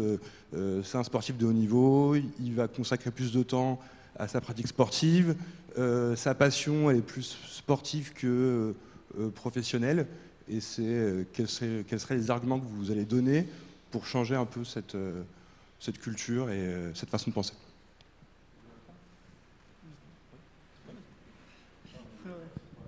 Non, mais on a un petit peu discuté cet après-midi. C'est vrai qu'on parlait de la dernière ligne qui est en bas du CV, ce qu'on appelle les centres d'intérêt. Qu'est-ce qu'on peut regarder? Qu'est-ce qu'il y a derrière tout ça? Nous, on le voit un petit peu dans le niveau affaires. C'est qu'est-ce qu'on peut aller chercher chez le sportif? Qu'est-ce qui peut nous amener? Donc certes, il y a de l'image. Mine de rien, on discute que ce soit à l'entraînement, en compétition ou autre. On discute, on parle de notre travail, on parle de notre activité. Donc on peut toujours générer aussi du business, arriver à rencontrer des gens. Donc je pense que ça déjà c'est une première facette de qu'est-ce qu'il y a derrière le sportif. Il y a un humain et il a un réseau auquel on peut exploiter tout ce réseau. Après moi je ne suis pas recruteur mais j'aime bien voir que les gens sont animés par quelque chose, ont une volonté de bien faire ou même une passion qui les anime. Et puis nous les sportifs, donc je disais on est toujours à la recherche de la performance, donc ça peut quand même attirer un recruteur. On recherche pas que la performance en sport, on recherche la performance dans notre quotidien en fait. Et on va se donner à 100%. Et dans la gestion des difficultés, je rejoins Stéphane dans ce qu'il disait, quand on est blessé, mais il faut tout de suite trouver des solutions, il faut agir maintenant, tout de suite, et rebondir à chaque fois. Et ça, je pense que c'est aussi utile pour l'entreprise. On est souvent confronté à des difficultés et il faut agir dans l'instant, il ne faut pas se laisser abattre, quoi. Et ça, un sportif, il est habitué à être confronté à ce genre de difficultés, quoi. En fait, moi, je dirais deux choses. C'est que le sportif, quand il arrive dans l'entreprise, il ne laisse pas la moitié de son identité de sportif au vestiaire avant de rentrer ou en franchissant la porte de l'entreprise. Il vient avec. Donc effectivement, il a ses contraintes d'emploi du temps, mais il vient avec ça aussi. Et c'est quand même un capital, parce que la deuxième chose que je dirais, c'est que depuis tout petit, il s'entraîne à tomber et à se relever. Et depuis tout petit, un sportif, il entraîne à tomber et à se relever, à tomber et à se relever. Et ça, c'est quelque chose qui a de la valeur. Je ne dis pas qu'on ne le fait qu'avec le sport.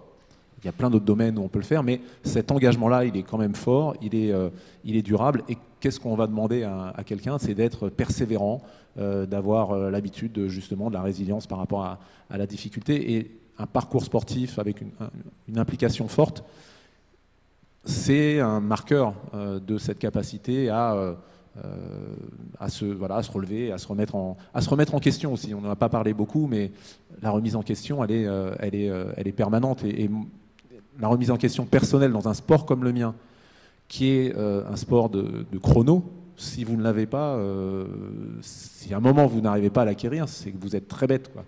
Parce que le chrono, il est ni méchant ni gentil.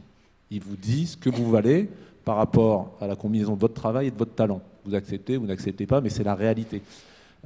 Quand on est petit à l'école, on peut toujours se dire c'est le prof qui me note mal parce qu'il m'aime pas, ou là c'est parce que même si vous faites du patinage artistique, c'est le juge qui m'a mal noté. En athlétisme, c'est pas ça.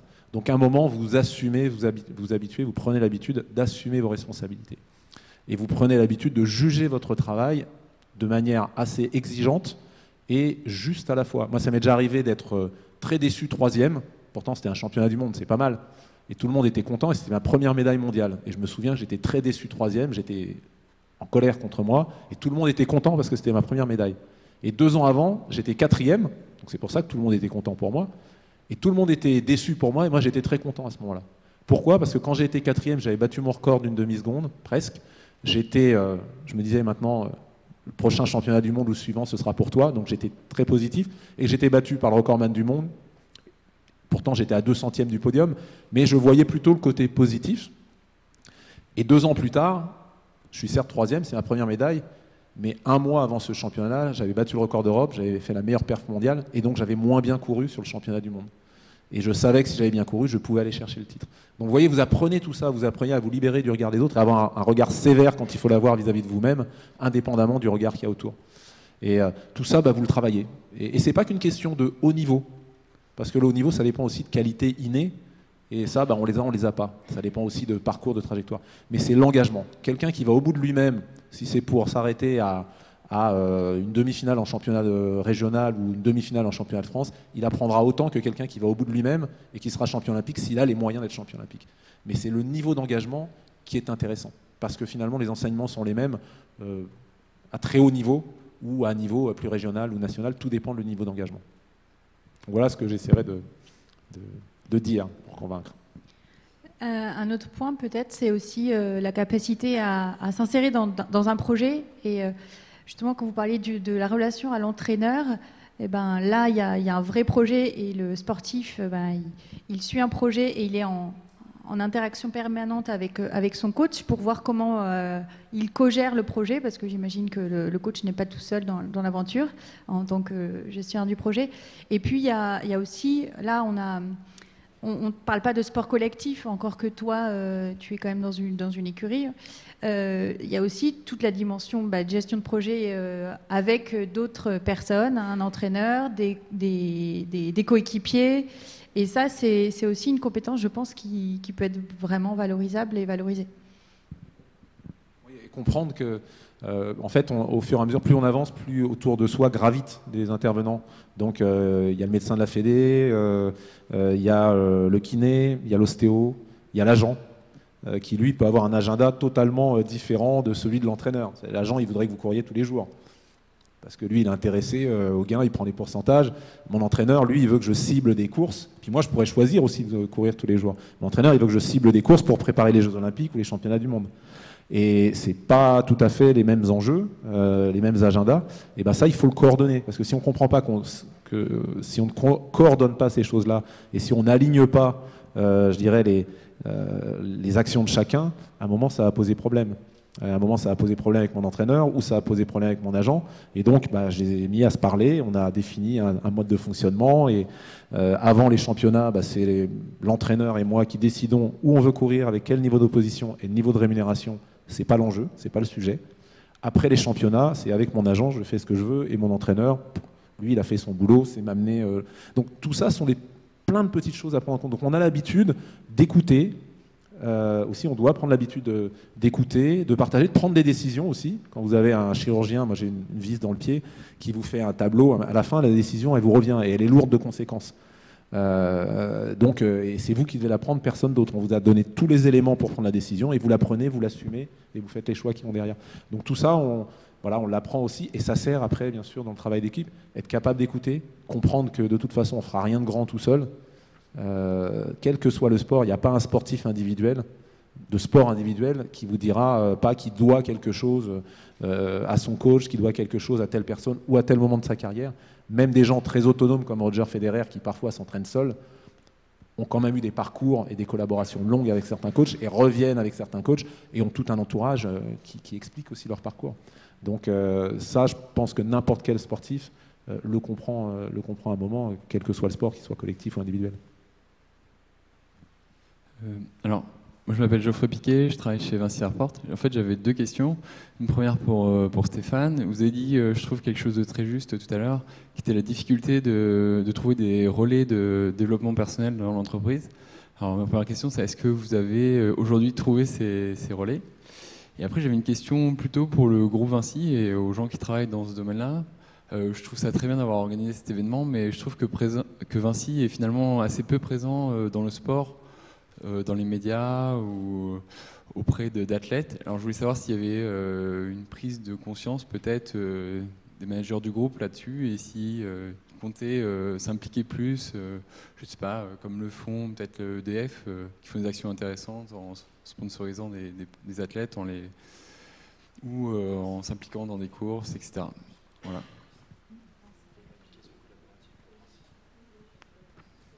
Alors, je réponds à la première. Non, la deuxième, je vais vous la laisser. Si je vais vous faire de grandes annonces. Non, la première question sur les relais de développement personnel, oui, c'est vrai que je me suis posé cette question. Heureusement, j'ai eu des enfants. Et là, forcément, je peux vous dire qu'il faut apprendre encore. On n'apprend pas tout sur les pistes, heureusement. Et puis, plus généralement, non, j'ai été président de la Ligue nationale d'athlétisme. Aujourd'hui, j'ai des projets de création d'entreprise. Donc, non, il y a plein de choses à apprendre qu'on n'apprend pas sur la piste. Je sais ce que ça m'a appris.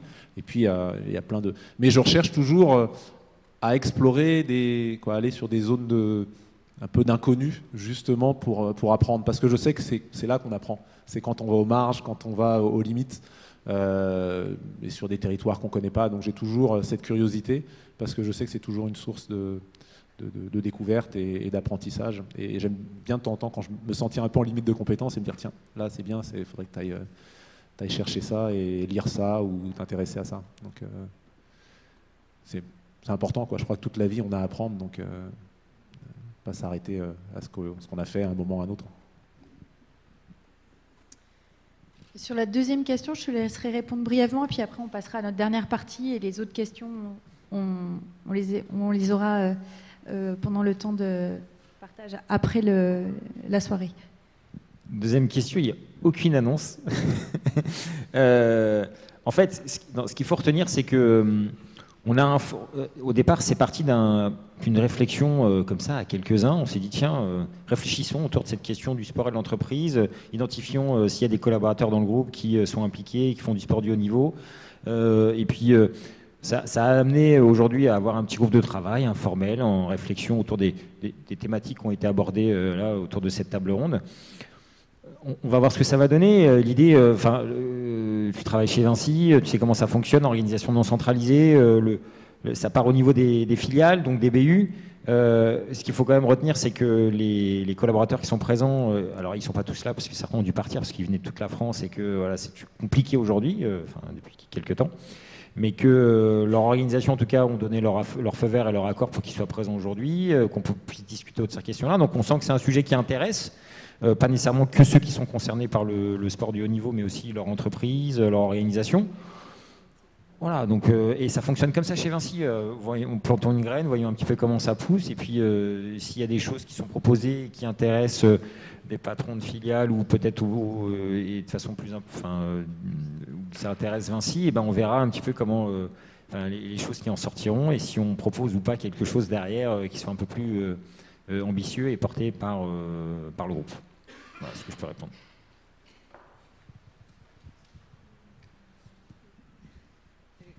Bonjour.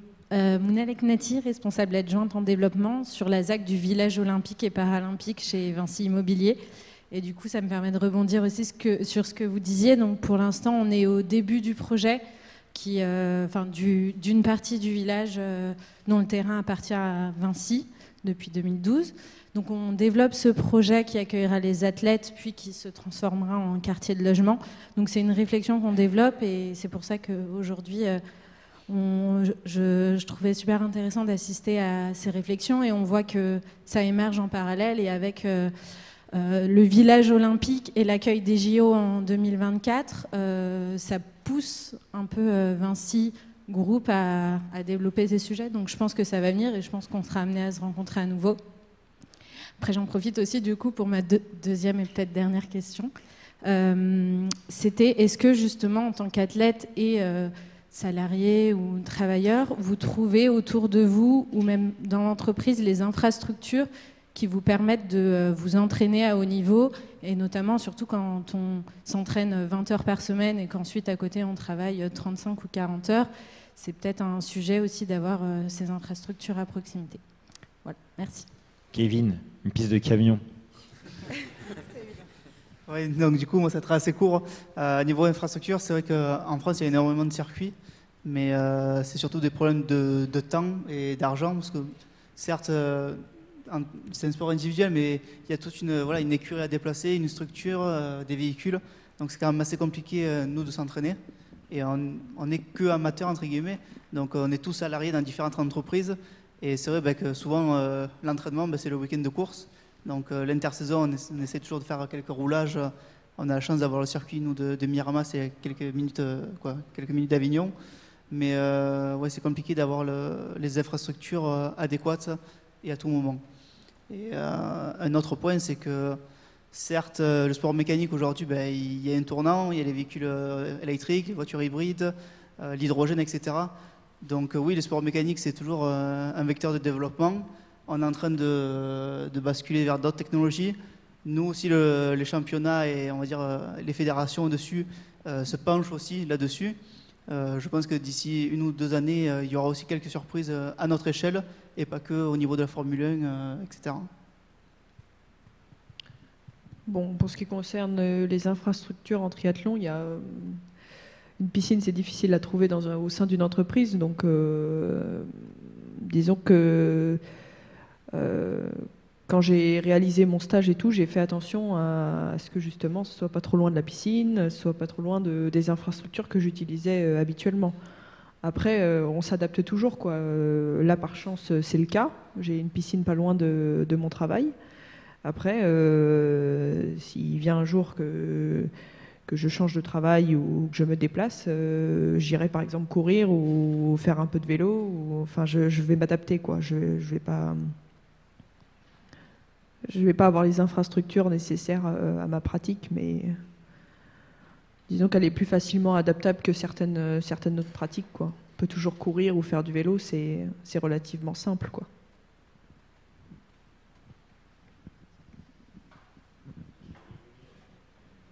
J'allais déconner, mais en fait, Kevin, si tu veux, tu as le réseau autoroutier Vinci Autoroute. Tu veux te faire plaisir. C'est limité, la vitesse est limitée par contre. C'est vrai que l'axe nord-sud en plein été, c'est pratique pour s'entraîner. Merci à tous. Pour terminer ces échanges, on voulait avoir un petit temps avec Stéphane pour parler de la pratique sportive et comment elle est favorisée. Alors comment elle est encouragée dans les entreprises et puis largement en France, quelles sont les ambitions. Donc on a pu le voir, les entreprises s'engagent souvent en faveur du sport et c'est notamment le cas quand il y a des grands événements tels que les JO. Est-ce que vous auriez des exemples d'entreprises qui s'engagent pour les JO 2024 ou pour les grands temps forts et comment elles aident leurs sportifs ?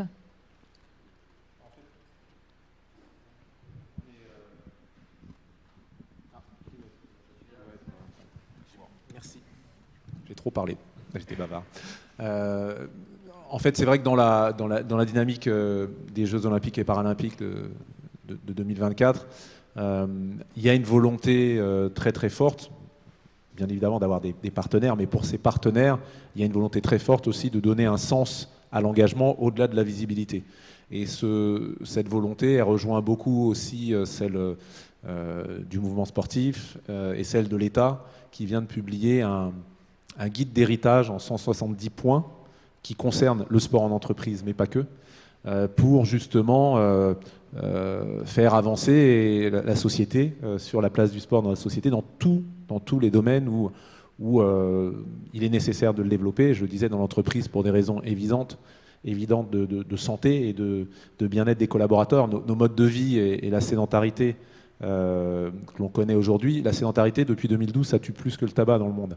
Et quand on cumule sédentarité, c'est le temps passé assis globalement, et inactivité physique, qui sont deux choses, deux éléments qui sont des facteurs de pathologie en fait, de maladies chroniques notamment et de mortalité, qui sont déconnectés les deux. C'est-à-dire que vous pouvez vous entraîner tous les 2 jours ou respecter les recommandations de l'OMS qui sont de 30 minutes par jour d'activité physique moyennement modérée. Moyennement intense, ça c'est les recommandations de l'OMS, 5 fois par semaine. Vous pouvez faire ça, et malgré tout avoir 8 heures par jour assis, et ça va vite, entre le temps en voiture, le temps de travail, eh bien, vous allez avoir quand même les risques liés à la sédentarité. Donc l'activité physique ne compense pas les risques liés à la sédentarité, c'est pour ça qu'il faut interrompre. D'ailleurs, on devrait se lever, normalement, faire une pause active. Il faut interrompre toutes les heures et demie, ne serait-ce que quelques minutes. Ça a été étudié. Il y a un bénéfice santé sur le plan cardiaque, notamment sur le plan cardiovasculaire. Donc bref, il y a des enjeux de santé importants. Beaucoup concernent l'entreprise. Et effectivement, il y a des entreprises qui s'engagent à la fois dans la communication et à la fois sur le terrain de la pratique sportive. Bon, je connais assez bien la Française des Jeux qui vient de signer un partenariat avec Paris 2024 et j'ai eu l'occasion de travailler sur un projet activité physique sur leur site IT qui est à Vitrolles et où il y a, je crois, à peu près 600 collaborateurs. Bon, ils ont la chance d'avoir un site qui est exceptionnel avec une piscine, pas très grande mais une piscine, terrain de badminton, terrain de tennis, terrain de basket, salle de musculation, salle de squash en propre. Voilà, parce que c'est un site qui est assez historique, maintenant ce serait peut-être plus possible. Et c'est vrai qu'il y a plus de la moitié des gens qui sont adhérents à l'association sportive sur le site. Mais j'ai travaillé sur un projet avec eux. Ce qu'il faut prendre en compte aussi, c'est que malgré ça, malgré cette proximité, malgré cette gratuité, ou une adhésion qui est vraiment modique, il y avait des gens qui ne pratiquaient pas. Et on a mis un programme spécialement en place pour ces gens qui ne pratiquaient pas, parce que quand vous avez arrêté l'activité physique pendant longtemps, les représentations que vous avez du sport et de l'association sportive, ça vous paraît déjà être un niveau inaccessible. Et donc vous vous dites, j'irai l'année prochaine, ou j'irai l'année prochaine. Et puis vous reportez, plus vous reportez, moins vous vous sentez capable d'y aller. Donc on a repris à la base, on a mis en place un programme. Donc quand on met un programme sport en entreprise, il faut toujours penser, se dire, qui on veut cibler. Si vous mettez une salle de fitness, si vous n'accompagnez pas, vous avez toutes les chances d'avoir des gens qui sont déjà pratiquants, qui vont profiter de cette opportunité supplémentaire pour en faire. Mais si on veut toucher les personnes qui sont sédentaires et qui sont à risque et qui sont vraiment...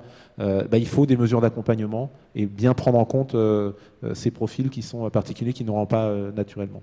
Donc c'est un enjeu, une fois de plus, très très important, que les grandes entreprises ont plus de facilité à prendre en charge que les petites, pour des raisons évidentes. Pour les petites, la logique, ce serait la mutualisation, comme on le fait pour des crèches, comme on le fait pour des crèches d'entreprise ou des restaurants d'entreprise. Mais pour les grandes, certaines s'en emparent. Je pense qu'il y a beaucoup de choses qui vont aller dans ce sens-là. Il y a une mesure qui a été annoncée déjà, c'est qu'avant, les avantages donnés aux salariés pour la pratique du sport étaient considérés comme un avantage de nature et donc soumis à charge sociale, potentiellement. Aujourd'hui, la directrice de la sécurité sociale a annoncé comme un des points d'héritage de Paris 2024 que ce ne serait plus le cas. Alors c'est sans doute plafonné, il faut regarder avec les 25 astérisques qu'il y aura peut-être derrière, mais c'est déjà un signe très très important et je pense qu'il va y avoir des mesures encore qui vont aller dans ce sens-là. Ouais, ça me permet de faire une annonce pour les collaborateurs du groupe. Sachez qu'il y a une application qui existe qui s'appelle Move Your Body et que vous pouvez tout à fait utiliser justement pour la mise en place d'activités sportives dans vos organisations. Ouais, c'est ça ? Buddy. Ah, Buddy. B-U-D-D-Y. B-U-D-D-Y. Bon, désolé. Pourquoi ? Parce qu'il faut savoir, pour répondre justement à ta question, si je peux me permettre, il faut savoir que Alain Belfast et Patrick Plein ont initialisé la mise en place de cette application. Donc, vous avez Luc et moi-même qui représentons la société Move Your Body, qui sommes à votre disposition. C'est une application mobile qui permet aux collaborateurs de faire des activités sportives, culturelles, de loisirs entre eux. Vous êtes près de 650 sur l'application aujourd'hui, donc vous pouvez vous connecter les uns aux autres en fonction de différentes entités. Donc vous pouvez être aussi bien chez Énergie que chez Construction, que chez Concession, découvrir de nouveaux collègues pour aller courir, pour tout simplement faire un after-work ensemble, ou simplement échanger sur le foot, mais aussi se retrouver au travers de cette application. Donc je vous propose, si vous le souhaitez, on peut en reparler à la fin de la soirée. Luc et moi, nous sommes à votre disposition. Vous avez également des ambassadeurs, c'est-à-dire des collaborateurs de Vinci, qui sont les premiers à vous faire découvrir l'application.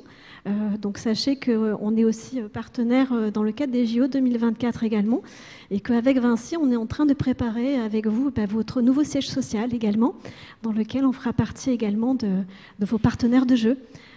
Donc voilà, nous sommes à votre disposition et nous sommes très heureux d'avoir été conviés ce soir pour pouvoir éventuellement échanger avec vous. Merci bien.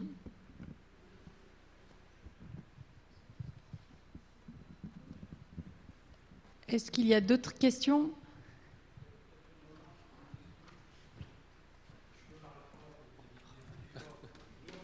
Non, c'est très bon pour la santé. Parfait. Posez des questions très haut Non, pour sa santé.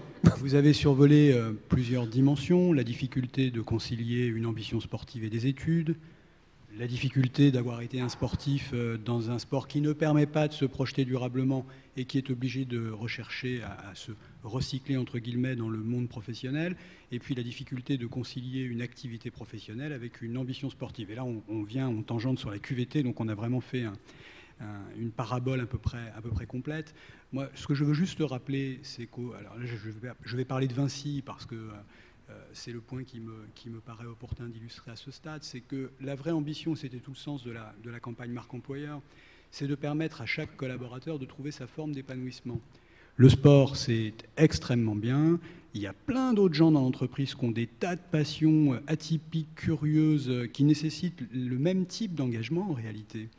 Et on essaye de faire en sorte qu'il soit possible pour chacun de trouver ses points d'équilibre. Je vais juste vous donner un chiffre. Il y a un peu plus de 7% de notre management qui est à temps partiel. Et quand on est manager à temps partiel, c'est du temps partiel choisi. Et il y a autant de garçons que de filles qui le sont au sein du groupe en France. Donc il y a la possibilité pour chacun de trouver, alors avec difficulté probablement, avec une grande rigueur, une grande maîtrise pour concilier des tas de... Enfin, je n'ai pas du tout votre ambition, mais j'ai fait du triathlon aussi, et j'ai fait des Ironman, et je travaillais, et j'allais courir le matin, et j'allais nager le midi, et finalement, c'est comme ça que je retirais la plus forte satisfaction de cet engagement. C'est parce que c'était compliqué, parce que c'était difficile, parce qu'il fallait m'organiser. Et bon, j'avais aucune ambition en termes de performance, donc ça allait bien, mais ça fait partie du truc, quoi. Vinci est un employeur. On n'a pas, à date en tout cas, d'ambition de se transformer en RATP ou en douane française pour accompagner des sportifs de haut niveau. Ce n'est pas notre ambition à date. On verra le fruit des réflexions qui sont pilotées. Par contre, notre ambition, c'est de permettre l'épanouissement de chacun de nos collaborateurs, quels que soient les points d'équilibre qui lui sont nécessaires pour y parvenir. On se réjouit que ce soit le sport quand c'est le sport. On essaye de faire en sorte que ce soit le plus facile possible, le plus facilement conciliable avec l'exercice de la responsabilité professionnelle qui vous est confiée, et on vous souhaite le meilleur. Et puis effectivement, on se dote avec Samir d'un bras armé qui nous permettra, pour des sportifs qui ont choisi des voies qui les obligent à se projeter dans le milieu professionnel, de trouver des accompagnements de façon à ce qu'on puisse effectivement intégrer et profiter des qualités personnelles qu'ils ont su développer dans le cadre de leur activité sportive passée. Voilà. Merci beaucoup Thierry. D'autres questions ou remarques ?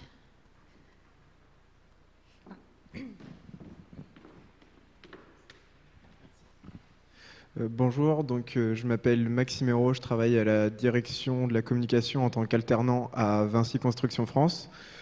C'était une question plutôt pour Kevin et Pauline.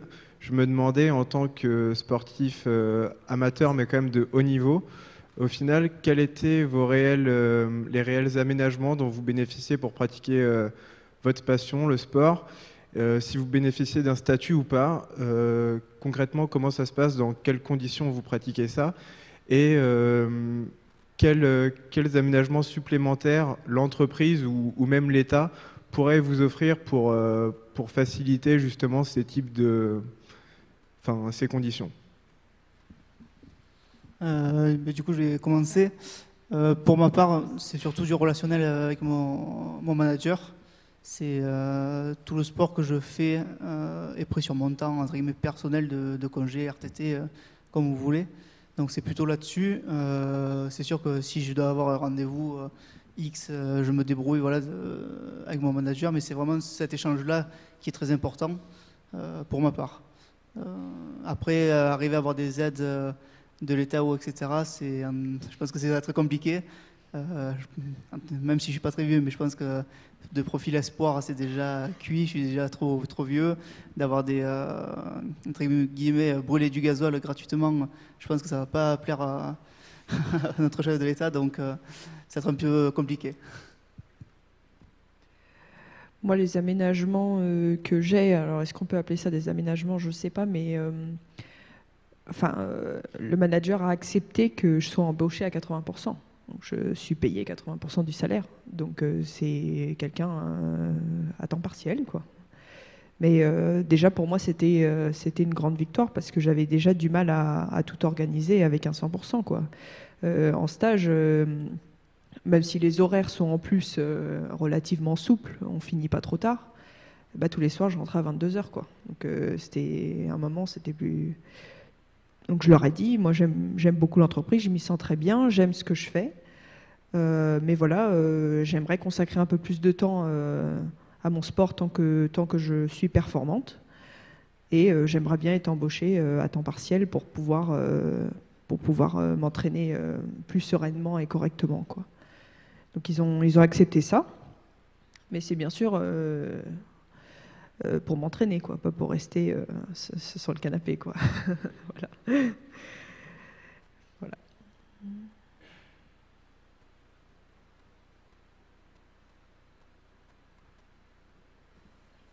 Laure, le mot de la fin? Non, je voulais juste rajouter quelque chose. Ce qu'on se disait aussi cet après-midi, c'est que en termes d'aménagement ou d'aide, c'est souvent vraiment ça réside dans la relation avec le manager ou aussi dans la capacité du sportif à aller chercher un petit financement d'un côté, remplir un dossier, aller voir la RH. Voilà, c'est des choses qui reposent seulement sur le sportif et qui voilà, il n'y a pas de process ou de démarche au niveau du groupe ou même au niveau des BU pour accompagner les sportifs de haut niveau. Ils ont fait ce choix et ils essaient de le gérer au sein de leur environnement. Moi, j'ai pas... Ouais. Si je peux réagir tout à l'heure à la remarque qui a été faite par rapport à l'épanouissement, et ça doit être le vrai sujet, et ça ne passe pas que par le sport. Moi, je connais des gens qui s'épanouissent dans de la chorale, d'autres dans des activités musicales, et l'entreprise, effectivement, doit répondre à toutes ces envies. La particularité qu'a le sport, c'est que c'est un vecteur d'activité physique, et qu'aujourd'hui, quand on parle de santé, le déficit d'activité physique est un enjeu majeur et un générateur de maladies chroniques. Et les maladies chroniques, c'est à peu près... Des gens qui sont en affection de longue durée, c'est à peu près 10 millions de personnes, 10 à 10 millions et demi aujourd'hui, mais les maladies chroniques non déclarées, qui n'ont pas le statut d'ALD, de prise en charge à 100%, c'est probablement 12 à 20 millions de personnes. Donc c'est, au maximum, si on regarde, c'est une personne sur 3, et ça ne fait que croître. Parce que on a un mode de vie qui aujourd'hui nous colle sur des chaises en permanence et qu'on n'est pas fait pour ça. Donc c'est pour ça que ça doit être regardé, et c'est pas le sport de compétition, et le sujet c'est même pas le sport, c'est l'activité physique. C'est-à-dire que promouvoir l'activité physique dans tous les lieux de sédentarité dont fait partie l'entreprise, c'est quelque chose de particulier. C'est ce qui place le sport en tant que vecteur d'activité physique, et je ne parle pas du sport de compétition, dans une situation un petit peu particulière vis-à-vis de l'entreprise. Mais après, je suis tout à fait d'accord. Moi, j'aime la musique, j'ai plein d'autres activités. Je comprends que certaines personnes aient ces envies-là et que l'épanouissement passe par d'autres choses. Mais voilà, il y a cette particularité liée au sport aujourd'hui. Bonsoir, Naïma El Garma du groupe Média Sport Business. Moi, j'ai une remarque. Alors déjà, merci pour vos témoignages qui sont assez inspirants. Kevin, Pauline, Stéphane, vous avez pratiqué 3 disciplines qui sont distinctes, mais qui ont un grand point commun, c'est que ce sont des disciplines individuelles, contrairement aux disciplines collectives. J'aurais aimé vous entendre, alors surtout Kevin et Pauline, sur vos débuts, l'intégration dans une société, dans une entreprise, puisque quand on pratique une activité individuelle, même si on est entouré de coachs, d'entraîneurs et de personnalités qui vous suivent, au final, quand vous êtes sur la discipline, vous êtes seul. Donc je voulais vous entendre là-dessus. Stéphane, parce que vous avez des expériences et vous êtes aussi conférencier, et vous avez certainement dû entendre des sportifs là-dessus. Et j'aimerais aussi entendre Samir, puisque tu es DRH et que tu as en fait accompagné, reçu et accompagné des sportifs de haut niveau individuels. Je ne vais pas prendre la parole longtemps, comme ça on pourra entendre aussi Samir. Moi j'ai l'impression que la différence, elle n'est pas entre sport collectif et sport individuel. La différence, elle est entre le monde du sport et ses codes et sa culture, et la culture de l'entreprise globalement, avec ses différences, hein, parce que toutes les entreprises ne sont pas les mêmes non plus, donc il y en a qui sont plus à même de coller avec la culture sportive peut-être que d'autres, mais globalement c'est ça en fait, et c'est pour ça qu'il y a une acculturation qui est nécessaire pour comprendre les codes, pour comprendre que un organigramme...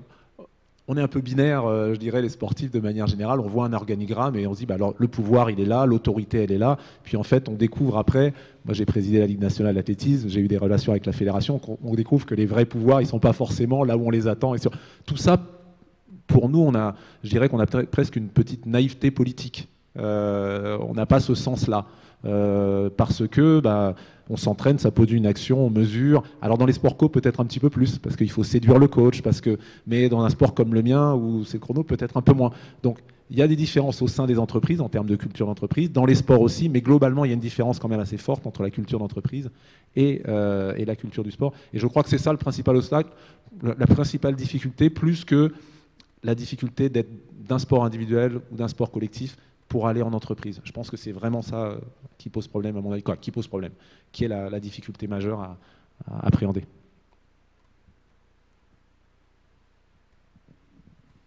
Merci. J'aimerais bien réécouter la question, je pense, pour parler de votre arrivée dans une entreprise, puisque on travaille plus collectivement. Contrairement à votre sport qui était individuel, vous êtes centré quelque part sur vous, sur vos performances, alors que là, on est nos performances avec un collectif autour. Alors, pour vous rassurer, je ne me sens pas seule du tout. Après, nous, les triathlètes, on est très, très éparpillés en France, enfin surtout quand on participe au circuit D1, on est souvent licencié dans un club et finalement on ne s'entraîne pas avec eux. On s'entraîne souvent par petits groupes et des groupes différents. Par exemple, moi je nage avec un groupe en natation, je vais m'entraîner peut-être avec d'autres gens en vélo et d'autres gens en course à pied. Et c'est tout le temps des gens d'horizons différents, de clubs différents, de métiers différents aussi. Et il faut apprendre à travailler avec chacun, essayer de capter les qualités de chacun, de faire avec les défauts de chacun aussi. Et du coup, je pense que ça apprend beaucoup. Donc, je pense pas avoir trop de soucis à travailler en équipe, quoi. J'ai l'habitude de m'entraîner avec des gens avec qui il faut identifier les qualités de chacun et justement en tirer profit et voir le bon côté de chaque personne, ce qu'elle peut apporter, quoi. Du coup, pour continuer, c'est vrai que chacun a ses centres d'intérêt, ses activités. Et c'est vrai que quand on est recruté, je pense que notre manager essaie de trouver les meilleurs arguments et nos forces aussi, de qu'est-ce qu'il y a derrière tout ça. Je me pose la question de me dire qu'est-ce que mon manager a pu se dire qu'il a dû voir une ligne avec marqué course de camion. Donc déjà, personne ne connaît, même s'il y a pratiquement plus de 200 000 personnes qui viennent nous voir sur le circuit. Mais mon manager, il a dû se dire, celui-là, il fait des sports un peu de brut. Il va sûrement arriver à gérer les gars qu'on a sur le terrain. Ça ne va pas être la même chose. Mais aussi de se dire, au premier virage, on peut perdre la course, mais on ne va pas la gagner. Donc il faut aussi savoir prendre du recul. Et je pense que c'est tout ça qu'il faut arriver à décortiquer sur un CV quand on rencontre des personnes qui ont un sport, on va dire, de haut niveau.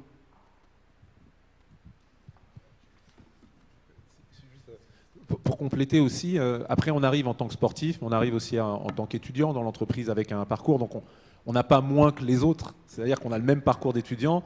Et c'est pas parce qu'il y a eu le parcours sportif en plus, même s'il est dans un sport individuel, qu'on va être plus individualiste qu'un étudiant finalement qui, lui, il a été presque tout le temps dans son parcours, à peu de choses près, sauf quand il a fait des travaux collectifs, mais qui ne sont pas quand même très très présents dans les cursus. Donc ça ne crée pas un vice d'individualité, surtout que très vite on se rend compte que on a besoin des autres pour avancer, quoi. Une fois de plus, hein, donc je ne pense pas que ça crée un individualisme, le fait de se faire un sport individuel, puisque malgré tout il y a un travail collaboratif qui est indispensable. Donc. Alors pour donner ma vision de ma fenêtre, déjà j'ai eu la chance d'effectuer ma reconversion au sein du groupe Vinci et je viens d'un sport collectif, le football. Mais ma vision du foot, c'est que c'est le sport le plus individuel des sports collectifs. Parce que il y a 11 joueurs sur le terrain et il y a un groupe de 14. Et sur les 11 qui jouent titulaires, il y en a 3 qui attendent qu'une chose, c'est qu'ils prennent la place sur le terrain. Et que dans les 11, c'est d'abord sa performance individuelle dans une performance globale. Et pourquoi je vous dis ça? Parce que quand on arrive dans l'entreprise, et là on va parler de soft skills, pour un sportif de haut niveau, moi ce que je retiens dans ce que vous dites, c'est l'adaptation. C'est qu'on a beau être issu d'un sport individuel ou collectif, peu importe, on va s'adapter par rapport à un écosystème, par rapport à un environnement. Et c'est là où beaucoup de sportifs ont cette faculté, cette capacité à pouvoir répondre aux bonnes questions au bon moment, au bon endroit, quand ils sont en mesure de pouvoir y répondre, de dire je ne sais pas quand je ne sais pas, parce qu'on a été biberonné aussi à la compétition, à la performance, à la transparence avec un coach. Donc quand on n'y arrive pas, on le dit, on n'y arrive pas. Enfin, c'est pas une tare de ne pas y arriver. Donc finalement, l'adaptation, je mettrai en numéro 1. Et puis, la deuxième chose que je voulais rajouter, c'est que quand on arrive dans le monde de l'entreprise, tout ce qu'on a appris au préalable dans le monde du sport, on le met à disposition de l'entreprise. Donc, on arrive avec beaucoup d'humilité. On ne connaît pas grand-chose, finalement, si ce n'est nos soft skills qui nous permettent de pouvoir nous différencier. Mais on n'a même pas conscience de ça. Et je réponds à ta deuxième question sur quand j'ai rencontré des sportifs jusqu'à présent en entretien individuel. Alors c'est très divers et varié, c'est-à-dire qu'il y en a, ils arrivent les mains dans les poches, alors limite en survêtement, je caricature un peu, mais ils n'ont pas les codes. En revanche, ils ont des capacités et des compétences, mais ils n'ont pas conscience de la différence qu'ils peuvent apporter et surtout d'une valeur ajoutée qu'ils peuvent apporter au sein de l'entreprise.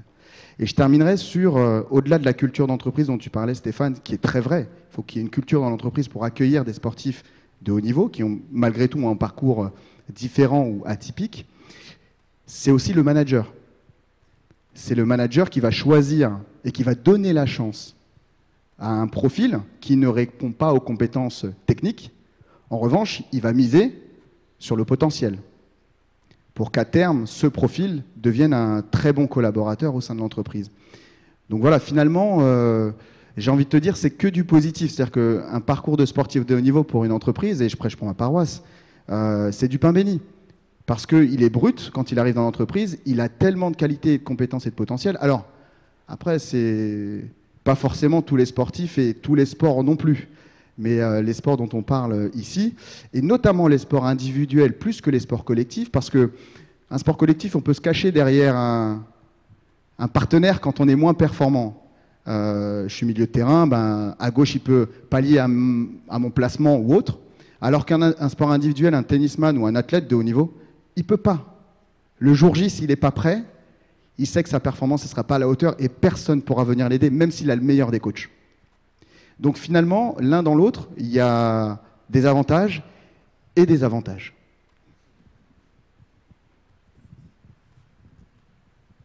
Merci Samir. Je vous propose d'arrêter là pour notre rencontre et puis on va continuer après autour d'un verre. Je voulais juste vous annoncer 3 événements qui auront lieu la semaine prochaine. Alors le premier, c'est le 13 janvier au soir. On aura une soirée dédiée à l'intelligence artificielle avec une revue des solutions qui existent à travers le monde. C'est un étudiant qui a fait le tour du monde qui va venir faire un rapport d'étonnement.